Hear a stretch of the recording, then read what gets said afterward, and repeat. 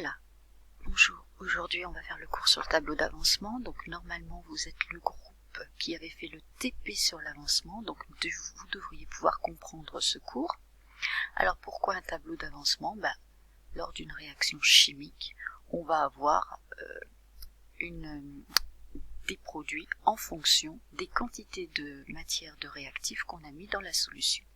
Donc lors d'une réaction chimique, des réactifs, c'est ce qu'on a au départ. Les réactifs, c'est par exemple ce que vous mettez dans votre tube à essai. Donc les réactifs disparaissent pour former des produits. Donc l'équation chimique permet de décrire la réaction et elle va respecter les lois de la conservation des éléments chimiques et de la charge électrique globale. Comment on fait ça? On met des coefficients stoichiométriques devant les molécules. Par exemple ici, je vais compter les C. J'en ai un à gauche, un à droite. Je vais compter les O. J'en ai deux ici, puisque c'est le dioxygène, et ici j'avais 2 H2O, et là j'en ai 2. J'en avais 4 à droite, d'accord? Donc je vais mettre un 2 ici pour avoir 4 O de chaque côté. Et enfin les H, au total j'en ai 4 à gauche, et j'en ai 2 fois 2, 4 à droite. Donc ici j'ai pas de charge, mon équation est équilibrée. On va dire que 1 mol de méthane, on n'écrit pas le 1, réagit avec 2 moles de dioxygène pour former 1 mol de dioxyde de carbone et 2 moles d'eau.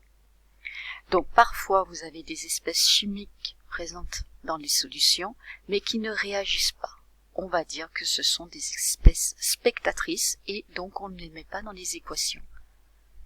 Avancement d'une transformation chimique. L'avancement, on le note X, il est en mol. Il décrit l'évolution des quantités de matière des réactifs et produits au cours de la transformation chimique. Donc le tableau d'avancement permet de décrire cette évolution de l'état initial à l'état final.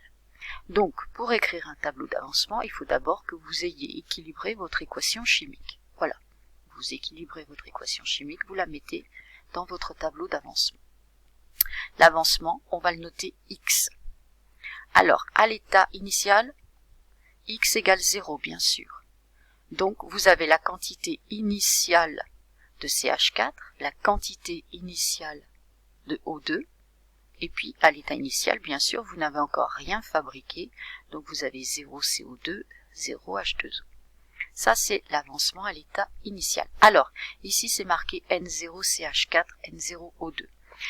Quand vous ferez un exercice, il est fort probable que dans l'exercice, pour le premier réactif, on vous dise, je verse V1 égale 20 ml de produit de réactif à la concentration C1 égale 0,1 mol par litre. Je vous propose d'appeler du coup N1 la quantité de matière de ce réactif. Même chose, si pour le réactif 2, on vous dit, cette fois-ci, on a V2 égale 10 ml de réactif de concentration 0,02 mol par litre, vous faites votre calcul, N2 égale C2V2, et puis je vous propose d'écrire N2 ici. Par contre, sur votre copie, quand vous mettez N1 ou N2, vous précisez de quel réactif vous parlez. Je vous déconseille de mettre les valeurs numériques dans le tableau. Vaut mieux faire un tableau en littéral. L'état intermédiaire, c'est mon fameux X. L'avancement vaut X. Alors, je pars de l'état initial et j'enlève l'avancement en tenant compte des coefficients stoichiométriques. Donc ici, le coefficient stoichiométrique est de 1, j'enlève simplement un X. Je pars de l'état initial et j'enlève l'avancement, X, mais en tenant compte des coefficients stoichiométriques. Donc ici, j'enlève 2X. Et puis, bien sûr, cette fois-ci, il y a des produits qui sont fabriqués. Je tiens compte des coefficients stoichiométriques pour mettre l'avancement. Ici, j'ai 1, donc je vais avoir 1X. Ici, j'ai 2, je vais avoir 2X d'H2O qui vont être fabriqués. L'état final, XF ou Xmax, je pars de la quantité initiale, j'enlève l'avancement en tenant compte des coefficients stoichiométriques, donc moins XF, et puis on fera sûrement un calcul pour chercher le réactif limitant après. Même chose ici, je pars de l'état initial, j'enlève l'avancement en tenant compte du coefficient stoichiométrique. Ici, mes produits, je tiens compte des coefficients stoichiométriques et je mets l'avancement final. Ici, je mets l'avancement final en tenant compte du coefficient stoichiométrique. Donc les quantités de matière consommées ou produites sont proportionnelles au coefficient stoichiométrique. Alors une transformation est totale lorsqu'elle s'arrête quand un des réactifs est entièrement consommé. Ce réactif va être appelé réactif limitant. À retenir, vous devrez, quand vous aurez fait un tableau d'avancement, pouvoir déterminer le réactif limitant. Du coup, les autres sont dits en excès, c'est-à-dire qu'il en reste encore à l'état final. On parle d'avancement qui est alors maximal. Cette fois-ci, l'avancement maximal permettra de déterminer qui est le réactif limitant. Donc une transformation est non totale lorsqu'elle s'arrête alors qu'aucun des réactifs n'est entièrement consommé. Si vous avez des espèces chimiques colorées, il est possible de prévoir la couleur de la solution finale, c'est ce qu'on a vu en TP. En TP, la seule expérience qu'on a faite, vous avez pu me dire oui, non, le jaune va partir ou oui, le jaune va rester. Bon, voilà. Alors, recherche du réactif limitant. Vous avez fait votre tableau d'avancement, on va chercher le Xmax pour chacun des réactifs. C'est-à-dire qu'ici, on va écrire N0 de CH4 moins Xmax égale 0, N0 de O2 moins 2Xmax égale 0. On pose l'équation dans le tableau d'avancement égale 0. D'accord ? Ensuite, vous trouvez Xmax égale. Ici, dans l'exemple, Xmax égale N0 de CH4. Ici, dans l'exemple, Xmax égale N0 de O2 divisé par 2. Vous avez un énoncé avec des valeurs numériques. C'est seulement maintenant que vous faites vos calculs de valeurs numériques et vous me trouvez le Xmax dans les deux situations. Et vous ne gardez que le Xmax le plus petit.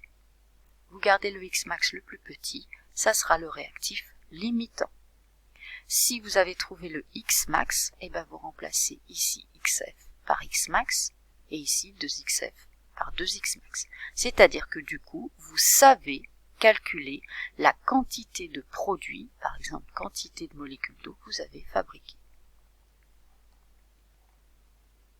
Mélange stoichiométrique. Un mélange est stoichiométrique si les quantités de matière initiale des réactifs sont proportionnelles au coefficient stoichiométrique. Dans le cas d'une transformation totale, tous les réactifs sont consommés entièrement et il n'y a ni réactif limitant ni en excès.